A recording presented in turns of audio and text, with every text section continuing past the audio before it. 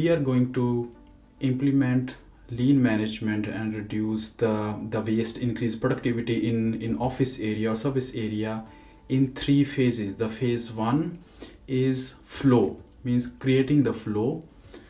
The phase 2nd is creating the pull, and phase 3 is implementing visualization. Starting with the phase 1, creating flow. In service or in the office area, we have a lot of deviation in work content. We have sometimes a lot of work, a lot of demand from the customers, and then from the customer or in the market we have very less demand, and so on. So we always have a big deviations in the demand. Sometimes a lot of work, sometimes very less work. So when we have a lot of demand in the office areas, what happens that we are unable to deliver the content to the next department in right time, or to the customer department or the customers, because we don't have that many resources, because suddenly the demand was so high, and because that was because of a particular season or any incidents, the demand is very high. But on the other hand,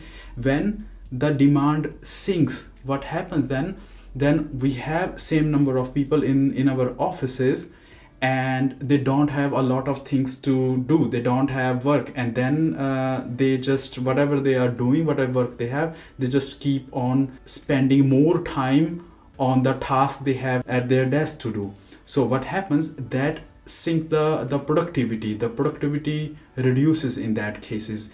And the companies who thrive, they have the system in place to keep the productivity at very higher level. It does not matter if your demand is increasing or decreasing. So in this phase, what we are going to do, we are going to see a lot of elements with which this sometimes very high peak of work and low, these deviation, this bullwhip effect, we want to flow the work content very smoothly. We want to reduce these deviations, and we want to make this whole process so smoother that the work content, the tasks, the projects, they smoothly move from one employer to another, one department to another department, one branch to the another branch. So we want to create a flow of work that there is no interruption of flow because of such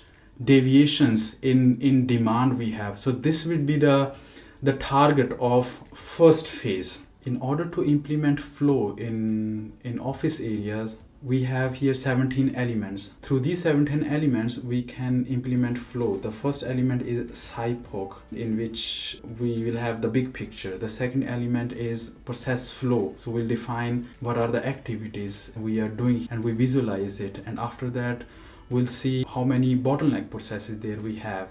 And after bottleneck processes, we will check in the process flow diagram and in bottleneck process what are the activities which are VA, value adding, necessary, or NVAs, necessary, non-value adding, and W, the waste activities. After that, once we have categorized all the activities in these categories, then we'll understand here the 8 type of waste in office areas.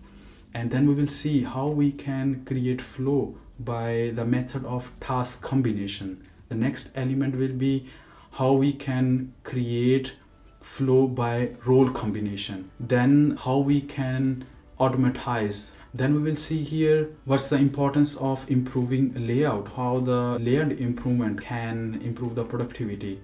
Then we will see how we can take the principle from manufacturing this one piece flow in office area, and how we can create better flow with this principle. And then we'll very quickly see the knowledge management. What is knowledge management, and how we can manage the knowledge in office area to improve the productivity or the flow.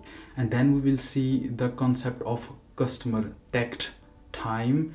And after that, we will see, according to that customer tact, resource balancing, how we can balance the available resources and allocate the different tasks as compared to they are doing currently in order to create the flow. Then we will see the concept of WILO. It is going more into detail what the employees are doing, and then seeing where we can improve anything.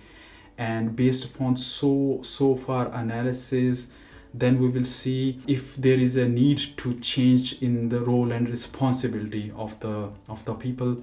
And then we will see how we can create standard work in order to improve the flow in office area.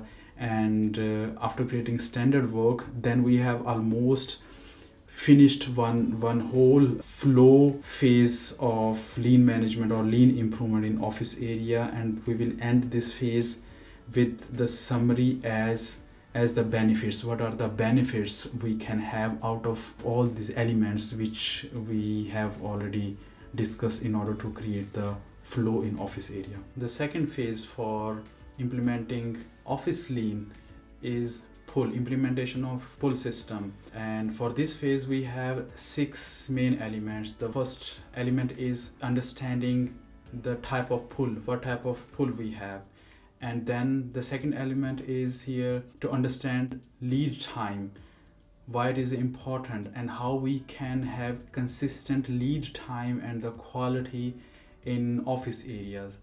And after that we'll see the third element, decision rule, how and why we need to design the decision rule.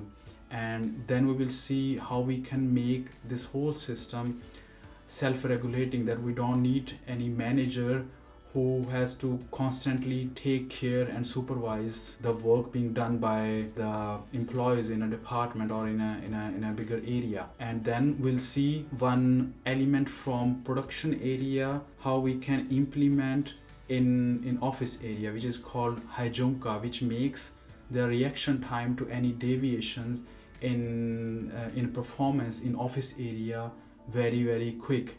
And with this we have almost finished our pull phase. And then we'll see in the end what are the benefits it brings us if we implement this pull system in office area. The third phase and the last phase of office lean is visual management or visualization.